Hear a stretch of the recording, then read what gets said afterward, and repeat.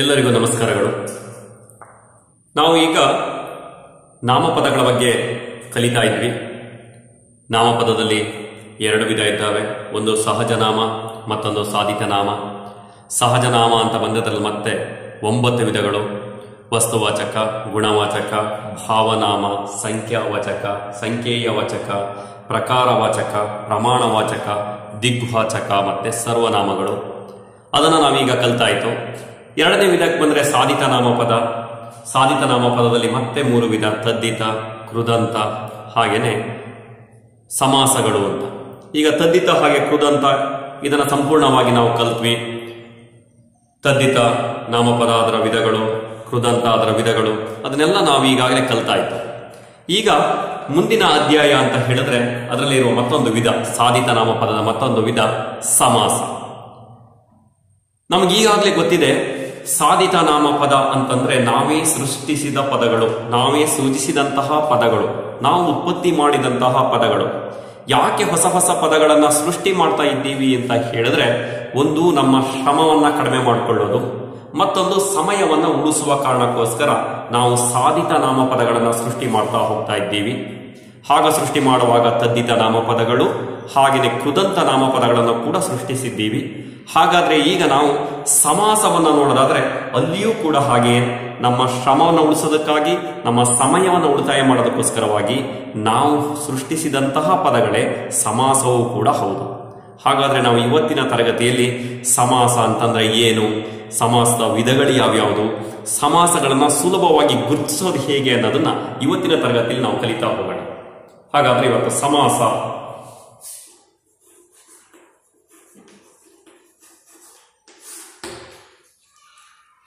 ಸಮಾಸ ಅಂತಂದ್ರೆ ಏನು ಅಂತ ಗಮನಿಸೋದಾದ್ರೆ ನಾನೊಂದೆರಡು ಉದಾಹರಣೆಗಳನ್ನ ಬರೀತೀನಿ, ನಿಮಗೆ ಬಹಳ ಸರಳವಾಗಿ ಗೊತ್ತಾಗ್ತಾ ಹೋಗುತ್ತೆ.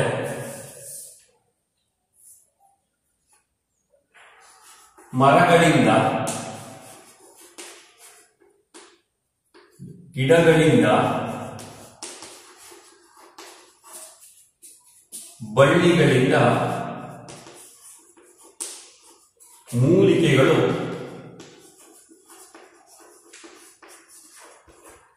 ದೊರೆಯುತ್ತದೆ.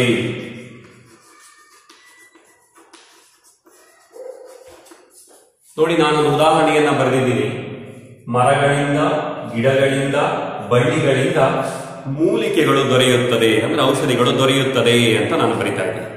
ಹಾಗೆಯೇ ಇನ್ನೊಂದು ಉದಾಹರಣೆಯನ್ನು ಬರೀತೀನಿ. ಆ ಊರಿನ ಜನರು, ಆ ಊರಿನ ಜನರು ಬಾವಿಗಳ, ಕೆರೆಗಳ, ಕಟ್ಟೆಗಳ ಸೌಲಭ್ಯಗಳನ್ನು ಪಡೆದಿದ್ದಾರೆ.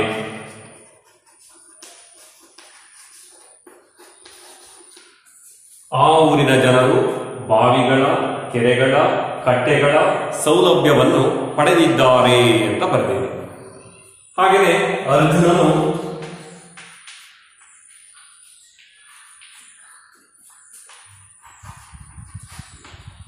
ಬೆಟ್ಟಗಳನ್ನು, ಗುಡ್ಡಗಳನ್ನು, ಪರ್ವತಗಳನ್ನು,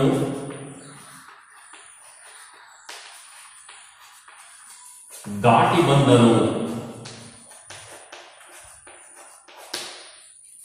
ಮತ್ತೊಂದು ಉದಾಹರಣೆ ಗಮನಿಸೋದಾದ್ರೆ, ಅರಸನ ಮನೆಯಲ್ಲಿ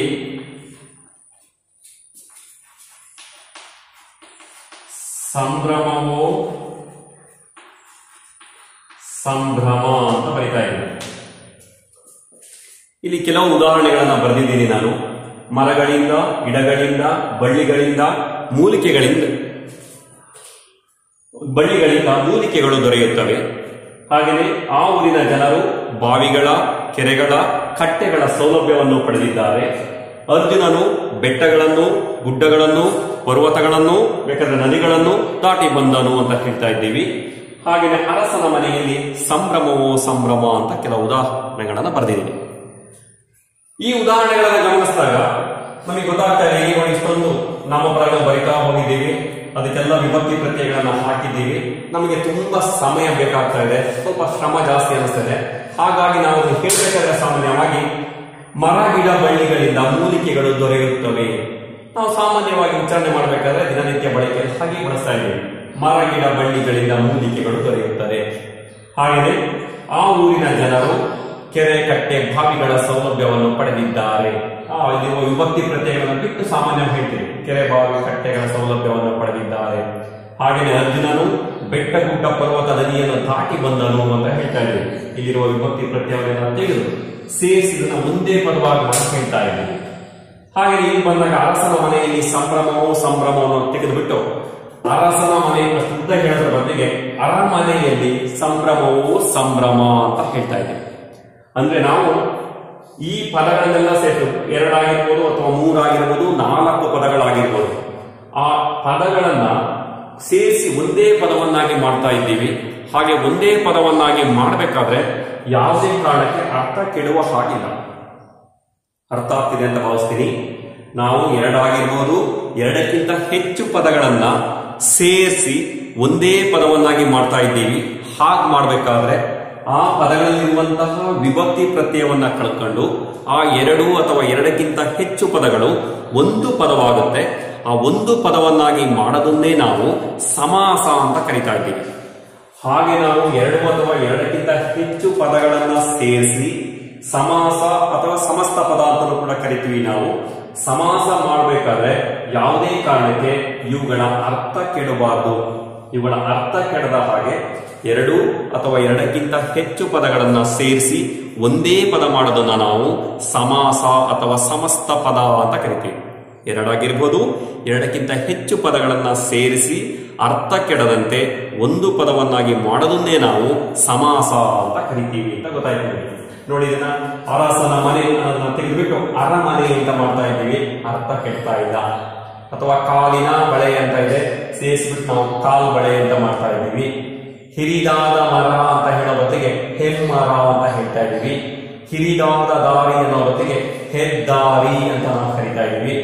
ಕೆಂಪಾದ ಕಣ್ಣು ಉಳ್ಳವನು ಯಾವನು, ಅವನೇ ಕೆಂಗಣ್ಣ ಅಂತ ಹೇಳ್ತಾ ಇದ್ದೀವಿ. ಕೆಂಪಾದ ಕಣ್ಣು ಉಳ್ಳವನು ಅಷ್ಟು ಉದ್ದ ಹೇಳಬೇಕಿತ್ತು, ತೆಗೆದ್ಬಿಟ್ಟು ಕೆಂಗಣ್ಣ ಅಂತ ಕರಿತಾ ಇದ್ದೀವಿ. 3 ಕಣ್ಣು ಉಳ್ಳವನು ಮುಕ್ಕಣ್ಣ. ನೋಡಿ, 3 ಕಣ್ಣು ಉಳ್ಳವನು ಅಂತ ಹೇಳೋ ಬದಲಿಗೆ ಒಟ್ಟಿಗೆ ಸೇರಿಸ್ಬಿಟ್ಟು ಮುಕ್ಕಣ್ಣ ಅಂತ ಕರಿತಾ ಇದೀವಿ. ನಾವು ಹಣೆಯಲ್ಲಿ ಕಣ್ಣು ಉಳ್ಳವನನ್ನು ಹಣೆಗಣ್ಣ ಅಂತ ಕರಿತಿದೀವಿ. ಅಂದ್ರೆ ನೋಡಿ, ಹಣೆಯಲ್ಲಿ ಕಣ್ಣು ಉಳ್ಳವನು ಸೇರಿಸ್ಬಿಟ್ಟು ಹಣೆಗಣ್ಣ ಅಂತ ನಾವು ಕರಿತಾ ಇದ್ದೀವಿ. 3 ಕಣ್ಣು ಉಳ್ಳವನು ಅಷ್ಟು ಉದ್ದ ಹೇಳೋದ್ರ ಬದಲಿಗೆ ಮುಕ್ಕಣ್ಣ ಅಂತ ಕರಿತಾ ಇದ್ದೀವಿ.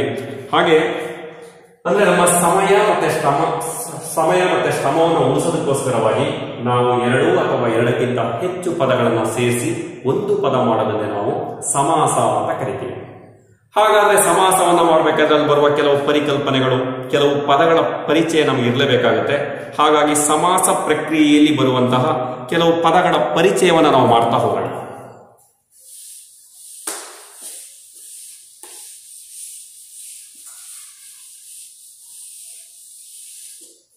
ಇಲ್ಲಿ ಬರುವ ಪರಿಕಲ್ಪನೆಯನ್ನು ನಾವು ನೋಡೋದಾದ್ರೆ ಇಲ್ಲಿ ಒಂದು ಉತ್ತರ ಪದ ಮತ್ತೆ ಪೂರ್ವ ಪದ, ಹಾಗೆಯೇ ಸಮಸ್ತ ಪದ ಅಥವಾ ಸಮಾಸ ಪದ ಅನ್ನುವಂತಹ ಪರಿಕಲ್ಪನೆಗಳು ಬರ್ತಾ ಹೋಗುತ್ತೆ.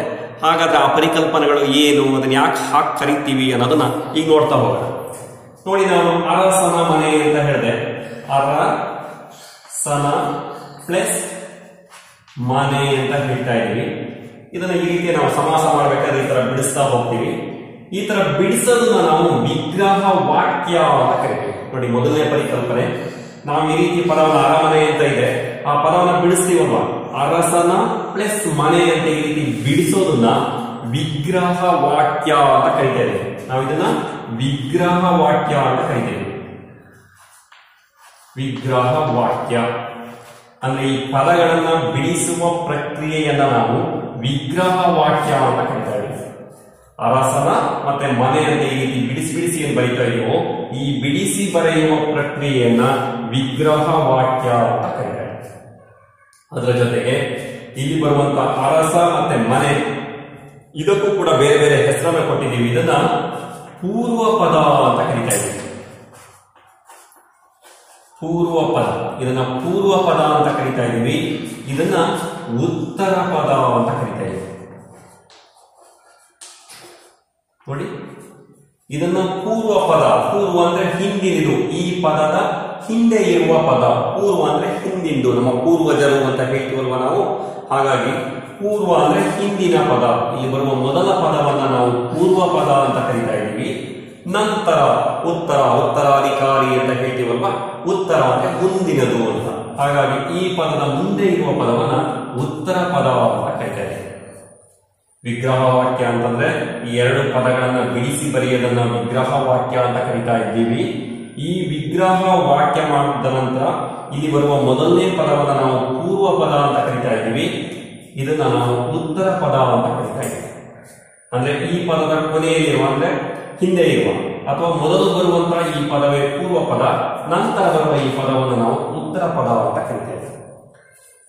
ಇವೆರಡನ್ನು ಸೇರಿಸಾಗುತ್ತಾ, ಇವೆರಡನ್ನು ಸೇರಿಸಿದ ನಂತರ ನಾವು ಅರಮನೆ ಅಂತ ಹೇಳ್ತಾ ಇದ್ದೀವಿ. ಅರಮನೆ ಅಂತ ಪೂರ್ವ ಪದ ಮತ್ತೆ ಉತ್ತರ ಪದವನ್ನ ಎರಡನ್ನು ಸೇರಿಸಿ ನಾವು ಅರಮನೆ ಅಂತ ಕರಿತಾ ಇದ್ದೀವಿ. ಈ ಅರಮನೆಯನ್ನ ನಾವು ಸಮಾಸ ಪದ ಅಥವಾ ಸಮಸ್ತ ಪದ ಅಂತ ಕರಿತೀವಿ.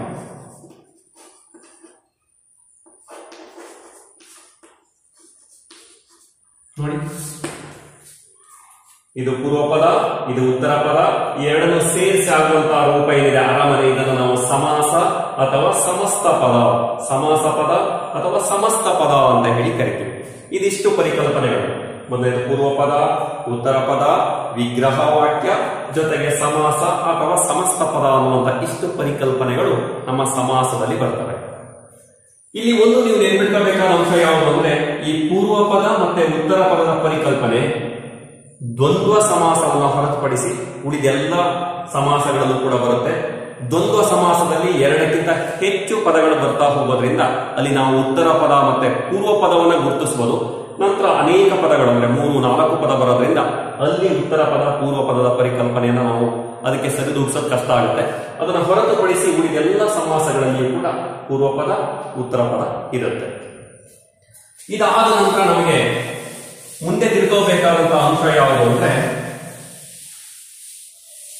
ಸಮಾಸವನ್ನ ಹೇಗೆ ಮಾಡೋದು, ಸಮಾಸವನ್ನ ಹೇಗ್ ಬೇಕಾದ್ರೂ ಮಾಡಬಹುದಾ, ಯಾವ ಪದವನ್ನು ಬೇಕಾದ್ರೂ ಸೇರಿಸಿ ಮಾಡಬಹುದಾ ಅನ್ನುವಂತ ಒಂದು ಪ್ರಶ್ನೆ ನಿಮಗೆ ಕಾಡುತ್ತೆ ಈಗ.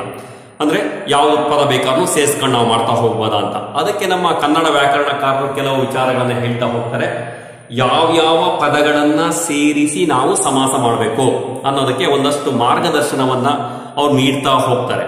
ಯಾವ್ಯಾವುದು ಅಂತ ನಾವು ನೋಡೋದಾದ್ರೆ, ಮೊದಲನೇದಾಗಿ ಸಮಾಸ ನಾನು ಮಾಡ್ತೀನಿ ಅಂತಂದ್ರೆ ಅದು ಕನ್ನಡ ಮತ್ತೆ ಕನ್ನಡ ಪದಗಳನ್ನ ಸೇರಿಸಿ. ಪೂರ್ವ ಪದ ಮತ್ತೆ ಉತ್ತರ ಪದ ಎರಡೂ ಕೂಡ ಕನ್ನಡ ಪದ ಇದ್ದಾಗ ನಾವು ಸಮಾಸವನ್ನ ಮಾಡಬಹುದು. ಪೂರ್ವ ಪದದಲ್ಲಿ ಹಾಗೆ ಉತ್ತರ ಪದದಲ್ಲಿ ಎರಡೂ ಕಡೆ ಕನ್ನಡ ಪದಗಳೇ ಇರಬೇಕು ಅಂತ. ಎರಡನೇದಾಗಿ ನೋಡ್ತಾ ಹೋದ್ರೆ ಸಂಸ್ಕೃತ ಮತ್ತೆ ಸಂಸ್ಕೃತ ಪದಗಳು, ಪೂರ್ವ ಮತ್ತೆ ಉತ್ತರ ಪದಗಳೆರಡೂ ಕೂಡ ಸಂಸ್ಕೃತ ಪದಗಳೇ ಇದ್ದಾಗ ನೀವು ಸಮಾಸ ಮಾಡಬಹುದು. ಮೂರನೇದಾಗಿ ತದ್ಭವ ಮತ್ತೆ ಕನ್ನಡ ಪದಗಳು. ನೋಡಿ, ಪೂರ್ವೋತ್ತರ ಪದಗಳು, ಇಲ್ಲಿ ಪೂರ್ವದಲ್ಲಿ ಕನ್ನಡ ಇರ್ಬೋದು ಅಥವಾ ತದ್ಭವ ಪದ ಇರ್ಬೋದು, ಅಥವಾ ಉತ್ತರದಲ್ಲಿ ಕನ್ನಡ ಇರ್ಬೋದು ಅಥವಾ ತದ್ಭವ ಇರ್ಬೋದು. ಇವೆರಡೂ ಸೇರಿಸಬೇಕಾದ್ರೆ ನಾವು ಸಮಾಸವನ್ನ ಮಾಡಬಹುದು ಅಂತ. ನಾಲ್ಕನೇದು ತದ್ಭವ ಪ್ಲಸ್ ತದ್ಭವ. ತದ್ಭವ ಮತ್ತೆ ತದ್ಭವ, ಪೂರ್ವ ಮತ್ತೆ ಉತ್ತರ ಪದಗಳೆರಡೂ ಕೂಡ ತದ್ಭವ ಪದಗಳಾಗಿದ್ದಾಗಲೂ ಕೂಡ ನೀವು ಸಮಾಸವನ್ನ ಮಾಡಬಹುದು ಅಂತ ವ್ಯಾಕರಣಕಾರರು ಒಂದಷ್ಟು ಕೆ.ಸಿ. ರಾಜ ತನ್ನ ಶಬ್ದಮಣಿ ದರ್ಪಣದಲ್ಲಿ ಹೇಳ್ತಾ ಹೋಗ್ತಾರೆ. ಅಂತಂದ್ರೆ ನೀವು ಈ 4 ಸಂದರ್ಭಗಳಲ್ಲಿ ಮಾತ್ರ ಸಮಾಸವನ್ನ ಮಾಡಬೇಕು. ಒಂದು ಕನ್ನಡ ಪದಗಳೇ ಇರಬೇಕು, ಪೂರ್ವ ಪದ ಉತ್ತರ ಪದ ಎರಡರಲ್ಲೂ ಕೂಡ ಕನ್ನಡ ಪದ ಇರಬೇಕು. ಇಲ್ಲ ಅಂತಂದ್ರೆ ಎರಡೂ ಪದಗಳು ಸಂಸ್ಕೃತ ಪದ ಆಗಿರ್ಬೇಕು. ಇಲ್ಲ ಅಂತಂದ್ರೆ ತದ್ಭವ ಮತ್ತೆ ಕನ್ನಡ ಪದ ಇರಬೇಕು. ಇಲ್ಲ ತದ್ಭವ ಇರಬೇಕು. ಇಲ್ಲಿ ಯಾವುದೇ ಕಾರಣಕ್ಕೆ ಸಂಸ್ಕೃತ ಮತ್ತೆ ಕನ್ನಡ ಪದವನ್ನ ಅಥವಾ ಕನ್ನಡ ಸಂಸ್ಕೃತ ಪದವನ್ನ, ತದ್ಭವ ಅಥವಾ ಸಂಸ್ಕೃತ ಪದವನ್ನ ಆ ರೀತಿ ಮಾಡಿ ನೀವು ಸೇರಿಸಿ ಸಮಾಸವನ್ನ ಮಾಡಬಾರದು. ಹಾಗೇನಾದ್ರೂ ಮಾಡಿದ್ರೆ ಅದನ್ನ ಅರಿಸಮಾಸ ಅಂತ ಕರಿತೀವಿ. ಒಂದು ವೇಳೆ ಏನಾದ್ರೂ ಕನ್ನಡ ಮತ್ತೆ ಸಂಸ್ಕೃತವನ್ನ ಸೇರಿಸಿ ಸಮಾಸವನ್ನ ಮಾಡಿದ್ದೆ ಆದ್ರೆ ಅದನ್ನ ದೋಷ ಅಂತ ಪರಿಗಣಿಸ್ತೀವಿ. ಆ ದೋಷಕ್ಕೊಂದು ಹೆಸರಿದೆ, ಅರಿಸಮಾಸ. ಅಂದ್ರೆ ಈ ರೀತಿಯಾಗಿ ಕನ್ನಡ ಮತ್ತೆ ಸಂಸ್ಕೃತ ಪದಗಳನ್ನ ಸೇರಿಸಿ ಸಮಾಸ ಮಾಡಿದ್ರೆ ಅದು ದೋಷ. ಆ ದೋಷದ ಹೆಸರು ಅರಿಸಮಾಸ. ಎರಡು ಬೇರೆ ಬೇರೆ ಪದಗಳು ಸೇರಿ ಮಾಡಿದಾಗ ಅದಕ್ಕೆ ಅರಿಸಮಾಸ ಅಂತ ಹೇಳಿ ಕರಿತೀವಿ ಅಂತ. ಅಂದ್ರೆ ಅವರು ಯಾಕೆ ಹೇಳಿದ್ದಾರೆ ಆ ರೀತಿ ಅಂತಂದ್ರೆ, ಒಂದು ಕನ್ನಡದಲ್ಲೇ ಬೇಕಾದಷ್ಟು ಪದಗಳಿರ್ತವೆ. ಹಾಗಾಗಿ ನೀವು ಕನ್ನಡದ ಜೊತೆಗೆ ಬೇರೆ ಪದವನ್ನ ಸೇರಿಸಿ ಆ ಭಾಷೆಯನ್ನ ಆ ರೀತಿ ಬೆರೆಸೋದು ಬೇಕಾಗಿಲ್ಲ. ನಮ್ಮಲ್ಲಿ ಬೇಕಾದಷ್ಟು ಪದಗಳು ಸಿಗ್ತಾವಲ್ಲ, ಹಾಗಾಗಿ ಕನ್ನಡದಲ್ಲಿಯೇ ಸಮಾಸ ಮಾಡಿ ಅನ್ನುವ ಕಾಳಜಿಯಿಂದ ಅವ್ರು ಹೇಳಿದ್ದಾರೆ. ಹಾಗಾದ್ರೆ ಒಂದ್ ವೇಳೆ ನಾವು ಮಾಡಿದ್ರೆ ಏನಾಗತ್ತಪ್ಪ ಅಂತ ಕೇಳಿದ್ರೆ ಏನು ಆಗಲ್ಲ. ಒಂದು ಭಾಷೆ ಬೆಳಿಬೇಕು ಅಂದ್ರೆ ಬೇರೆ ಬೇರೆ ಭಾಷೆಗಳು ಎಲ್ಲವನ್ನ ತಗೊಂಡೇ ಬೆಳೀತಾ ಹೋಗುತ್ತೆ. ಹಾಗಾಗಿ ಒಂದ್ ವೇಳೆ ನಾವು ಸೇರಿಸಿದ್ರೆ ಏನಾದ್ರು ಆಗುತ್ತಾ, ಏನಾದ್ರು ನಮಗೆ ದೋಷ ಬಂದ್ಬಿಡುತ್ತಾ, ಏನಾದ್ರು ನಮಗೆ ಪನಿಷ್ಮೆಂಟ್ ಅಂದ್ರೆ ಏನಿಲ್ಲ, ಏನು ಆಗಲ್ಲ. ಅದು ಆತರ ಮಾಡ್ಬೋದು. ಆದ್ರೆ ಅವರ ಕಾಳಜಿ ಕಳಕಳಿ ಅಷ್ಟೇ, ನಮ್ಮ ಭಾಷೆ ಬೆಳೀತಾ ಹೋಗ್ಬೇಕು. ಹಾಗಾಗಿ ನಮ್ಮ ಭಾಷೆಗಳನ್ನೇ ಸೇರಿಸಿ ನೀವು ಹೆಚ್ಚೆಚ್ಚು ಸಮಾಸ ಪದಗಳನ್ನ ಮಾಡ್ತಾ ಹೋಗಿ ಅನ್ನುವ ಕಾಳಜಿ ಅಷ್ಟೇನೆ. ಹಾಗಾಗಿ ಭಾಷೆಗೆ ಯಾವುದೇ ಕಟ್ಟುಪಾಡುಗಳು, ಯಾವುದೇ ಚೌಕಟ್ಟು ಹಾಕ್ತಾ ಹೋದ್ರೆ ಆ ಭಾಷೆ ಬೆಳೆಯಲ್ಲ. ಹಾಗಾಗಿ ಬೇರೆ ಬೇರೆ ಭಾಷೆಗಳೊಟ್ಟಿಗೆ ಸೇರಿಸಿ ಸಮಾಸವನ್ನ ಮಾಡಿದ್ರೆ ತೊಂದರೆ ಏನೂ ಇಲ್ಲ. ಆದ್ರೆ ವ್ಯಾಕರಣಕಾರರು ಹಾಗೆ ಹೇಳಿದ್ದಾರೆ. ಒಂದು ವೇಳೆ ಆ ರೀತಿ ಸೇರಿಸಿ ಬೆರೆಸಿ ಸಮಾಸ ಪದವನ್ನ ಮಾಡಿದ್ರೆ ಅದನ್ನ ಅರಿಸಮಾಸ ಅಂತ ದೋಷವಾಗಿ ಕರಿತೀವಿ. ಹಾಗಾದ್ರೆ ಮತ್ತೊಂದು ಸಮಸ್ಯೆ ಬರುತ್ತೆ ನಮ್ಮಲ್ಲಿ. ಹಾಗಾದ್ರೆ ನಮ್ಮಲ್ಲಿ ಕನ್ನಡ ಮತ್ತೆ ಸಂಸ್ಕೃತವನ್ನ ಸೇರಿಸಿ ಸಮಾಸವನ್ನ ಮಾಡಿಲ್ವಾ ಅಂತ ಯಾಕೆ ಪ್ರಶ್ನೆ ಬರುತ್ತೆ ಅಂದ್ರೆ, ನಮ್ಮ ಕನ್ನಡ ಭಾಷೆಯ ಒಳಗಡೆ ಸಂಸ್ಕೃತ ಪದಗಳು ಯಾವುದು, ಕನ್ನಡ ಪದಗಳು ಯಾವುದು ಅಂತ ನಾವು ಅರ್ಥ ಮಾಡ್ಕೊಳ್ಳೋದೇ ದೊಡ್ಡ ಸಮಸ್ಯೆ ಆಗ್ತಾ ಹೋಗುತ್ತೆ. ಯಾಕಂದ್ರೆ ನಮ್ಮ ಸೂರ್ಯ ಚಂದ್ರನಿಂದ ಹಿಡಿದು ನಾವು ತಿನ್ನೋ ಅನ್ನನೂ ಕೂಡ ಸಂಸ್ಕೃತ ಪದನೇ ಆಗ್ಬಿಟ್ಟಿದೆ. ಹಾಗಾಗಿ ನಮ್ಮಲ್ಲಿ ಬಹಳ ಸಮಸ್ಯೆ ಯಾವುದಂದ್ರೆ ಕನ್ನಡ ಪದ ಯಾವುದು, ಸಂಸ್ಕೃತ ಪದ ಯಾವುದು ತಿಳ್ಕೊಳ್ಳೋದೇ ಕಷ್ಟ ಆಗ್ಬಿಟ್ಟಿದೆ. ಹಾಗಿರ್ಬೇಕಾದ್ರೆ ನಮ್ಮಲ್ಲಿ ಕನ್ನಡ ಮತ್ತೆ ಸಂಸ್ಕೃತ ಪದವನ್ನ ಸೇರಿಸಿ ಹಾಗಾದ್ರೆ ನಮ್ಮ ಹಿಂದಿನ ಕವಿಗಳೆಲ್ಲ ಮಾಡಿರುವ ಸಮಾಸ ಪದಗಳನ್ನ, ನಾವು ಬೇಕಾದಷ್ಟು ಸಮಾಸ ಪದಗಳನ್ನ ಅನೇಕ ಕಾವ್ಯಗಳಲ್ಲಿ ನೋಡ್ತೀವಲ್ವಾ ಅಂತ ಕೇಳಿದ್ರೆ ಅದಕ್ಕೆ ಮತ್ತೆ ವ್ಯಾಕರಣಕಾರರು ಒಂದಷ್ಟು ಸಮಜಾಯಿಷಿಯನ್ನು ಕೊಡೋ ಪ್ರಯತ್ನವನ್ನ ಮಾಡ್ತಾರೆ. ಏನ್ ಕೊಡ್ತಾ ಹೋಗ್ತಾರೆ, ಅವ್ರು ಏನ್ ಹೇಳ್ತಾರೆ ಅಂದ್ರೆ ಅರಿಸಮಾಸವನ್ನ ಕೆಲವು ಸಂದರ್ಭಗಳಲ್ಲಿ ಪರಿಗಣಿಸಬಾರದು ಅಂತ ಹೇಳ್ತಾರೆ.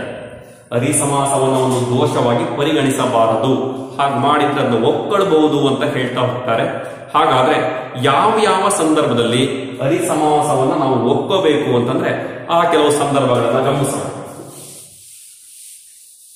ನೋಡಿ, ಮೊದಲನೇದಾಗಿ ಈಗಾಗಲೇ ಪೂರ್ವದ ಕವಿಗಳು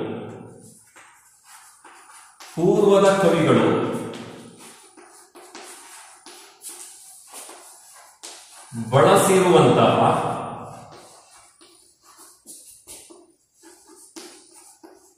ಪದಗಳು. ಈಗಾಗಲೇ ಏನಾಗ್ಬಿಟ್ಟಿದೆ ಅಂತಂದ್ರೆ, ನಮ್ಮ ಪೂರ್ವದ ಕವಿಗಳು ತಮ್ಮ ಕಾವ್ಯಗಳಲ್ಲಿ ಸಂಸ್ಕೃತ ಮತ್ತೆ ಕನ್ನಡ ಪದಗಳನ್ನ ಸೇರಿಸಿ ಸಮಾಸವನ್ನ ಮಾಡಿದ್ದಾರೆ. ಹಾಗಾಗಿ ಅವುಗಳಲ್ಲಿ ದೋಷವನ್ನ ನಾವು ಹುಡುಕುವ ಪ್ರಯತ್ನ ಮಾಡಬಾರ್ದು. ಅದು ಹೇಗಿದೆಯೋ ಯಥಾಸ್ಥಿತಿ ಬಳಸಬಹುದು. ಆ ಅರಿಸಮಾಸವನ್ನ ಬಳಸ್ತಾ ಹೋಗ್ಬೋದು. ಈಗ ಒಂದು ತತ್ಪುರುಷ ಸಮಾಸದಲ್ಲಿ ಒಂದು ಸಂಸ್ಕೃತ ಮತ್ತೆ ಒಂದು ಕನ್ನಡ ಪದ ಇದೆ ಅಂದ್ರೆ ಅದು ತತ್ಪುರುಷ ಸಮಾಸ ಅಂತ ನಾವು ಒಪ್ಕೋಬೇಕು. ಅಥವಾ ಯಾವುದೋ ಒಂದು ಕರ್ಮಧಾರೆಯ ಸಮಾಸದಲ್ಲಿ ಒಂದು ಸಂಸ್ಕೃತ ಮತ್ತೆ ಕನ್ನಡ ಪದ ಇದೆ ಅಂತಂದ್ರೆ ನಾವು ಅದನ್ನ ಕರ್ಮಧಾರೆಯ ಅಂತ ಒಪ್ಕೋಬೇಕು.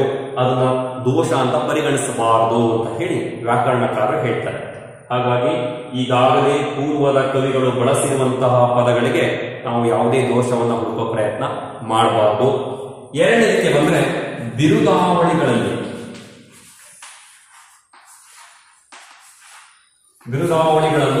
ಸೂಚಿಸುವ ಪದಗಳು.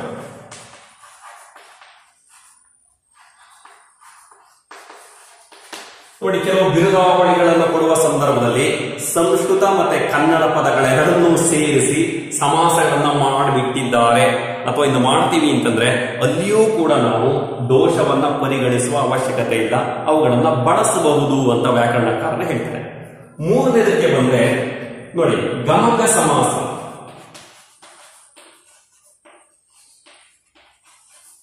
ಗಮಕ ಸಮಾಸದಲ್ಲೂ ಕೂಡ ನಾವು ಅರಿಸಮಾಸದ ದೋಷವನ್ನ ಪರಿಗಣಿಸಬಾರದು. ನಾವು ಗಮಕ ಸಮಾಸವನ್ನ ಮಾಡಬೇಕಾದ್ರೆ ಆ ಮನುಷ್ಯ ಅಂತ ಹೇಳ್ತೀವಲ್ವಾ, ಅವನು ಪ್ಲಸ್ ಮನುಷ್ಯ ಆ ಮನುಷ್ಯ ಅಂತ ಹೇಳಿದಾಗ ಅಲ್ಲಿ ಸಂಸ್ಕೃತ ಮತ್ತೆ ಕನ್ನಡದ ಪದಗಳೆರಡೂ ಇದೆ. ಆದ್ರೆ ಅವುಗಳನ್ನ ಬಳಸಬಹುದು. ಗಮಕ ಸಮಾಸದಲ್ಲಿ ನೀವು ಯಾವುದೇ ಕಾರಣಕ್ಕೆ ಅರಿ ಸಮಾಸ ದೋಷವನ್ನು ಪರಿಗಣಿಸುವ ಅವಶ್ಯಕತೆ ಇಲ್ಲ, ಅದನ್ನ ಬಳಸಬಹುದು ಅಂತ ಹೇಳಿ ವ್ಯಾಕರಣಕಾರರು ಹೇಳ್ತಾರೆ. ಕೊನೆಯದಾಗಿ ಕ್ರಿಯಾ ಸಮಾಸ.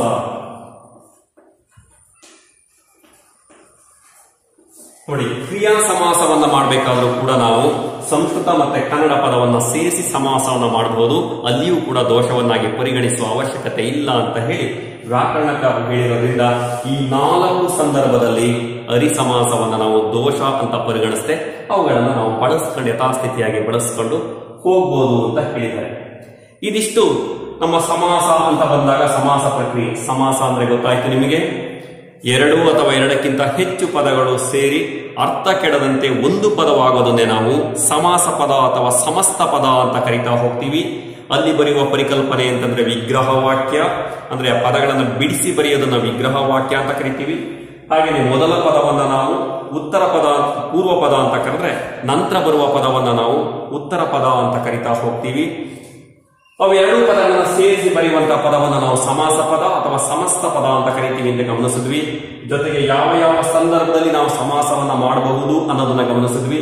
ಜೊತೆಗೆ ಸಮಾಸ ಅರಿ ಸಮಾಸ ದೋಷಗಳಲ್ಲಿ ಯಾವ್ಯಾವುದನ್ನ ಪರಿಗಣಿಸಬಾರದು ಅನ್ನೋದನ್ನು ಕೂಡ ನಾವು ಕಲಿತ್ವಿ. ಹಾಗಾದ್ರೆ ಈಗ ಆ ಸಮಾಸಗಳ ವಿಧಗಳು ಯಾವ್ಯಾವುದು ಅಂತ ಹೇಳಿ ನೋಡೋಣ.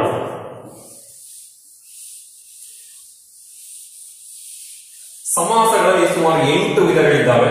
ಅವು ಯಾವ್ಯಾವುದು ಅಂತ ನೋಡಿದ್ರೆ ಮೊದಲನೇದು ತತ್ಪುರುಷ ಸಮಾಸ. ತತ್ಪುರುಷ ಸಮಾಸ. ಎರಡನೇದು ಕರ್ಮಧಾರೇಯ. ಕರ್ಮಧಾರೇಯ ಸಮಾಸ. ಮೂರನೇದಕ್ಕೆ ಬಂದ್ರೆ ದ್ವಿಗು ಸಮಾಸ. ನಾಲ್ಕನೇದು ಅಂಶಿ ಸಮಾಸ. ಐದನೇದು ದ್ವಂದ್ವ ಸಮಾಸ.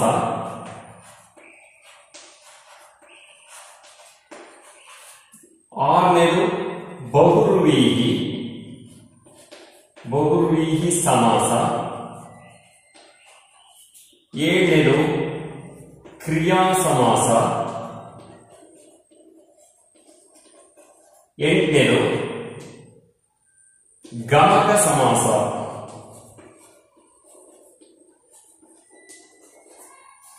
ಸಮಾಸದ ವಿಧಗಳಿಗೆ ಬಂದಾಗ ತತ್ಪುರುಷ ಸಮಾಸ, ಕರ್ಮಧಾರೇಯ ಸಮಾಸ, ದ್ವಿಗು ಸಮಾಸ, ಅಂಶಿ ಸಮಾಸ, ದ್ವಂದ್ವ ಸಮಾಸ, ಬಹುರ್ವೀಹಿ ಸಮಾಸ, ಕ್ರಿಯಾ ಸಮಾಸ, ಹಾಗೆಯೇ ಗಮಕ ಸಮಾಸ ಅನ್ನುವಂತಹ 8 ವಿಧಗಳನ್ನು ನಾವು ನೋಡ್ತಾ ಹೋಗ್ತೀವಿ. ಅದನ್ನ ಗುರುತಿಸೋದು ಕೂಡ ಬಹಳ ಸುಲಭ. ಹಾಗಾಗಿ ನಾವು ಇವತ್ತಿನ ತರಗತಿಗೆ ಎಷ್ಟು ಸಾಕು. ಮುಂದಿನ ತರಗತಿಯಲ್ಲಿ ನಾವು ಇವುಗಳನ್ನ ಒಂದೊಂದನ್ನೇ ಕಲಿತಾ ಹೋಗೋಣ. ತತ್ಪುರುಷ ಸಮಾಸ ಅಂದ್ರೇನು, ಕರ್ಮಧಾರೇಯ, ದ್ವಿಗು, ಅಂಶಿ, ದ್ವಂದ್ವ, ಬಹುರ್ವೀಹಿ, ಕ್ರಿಯಾ, ಗಮಕ ಹಾಗಂದ್ರೇನು, ಅದರ ಜೊತೆಗೆ ಗುರುತಿಸೋದು ಹೇಗಪ್ಪ ಅನ್ನೋ ಸಮಸ್ಯೆ ಇದೆಯಲ್ಲ, ಆ ಗುರುತಿಸೋದು ಹೇಗೆ, ಪ್ರತಿಯೊಂದೊಂದು ಸಮಾಸವನ್ನ ಬಹಳ ಸುಲಭವಾಗಿ ನಾವು ಹೇಗೆ ಗುರುತಿಸಬಹುದು ಅನ್ನೋದನ್ನ ಮುಂದಿನ ತರಗತಿಯಲ್ಲಿ ಒಂದೊಂದನ್ನೇ ಕಲಿತಾ ಹೋಗೋಣ. ಮುಂದಿನ ವಿಡಿಯೋದಲ್ಲಿ ಸಿಗ್ತೀನಿ. ಎಲ್ಲರಿಗೂ ನಮಸ್ಕಾರಗಳು.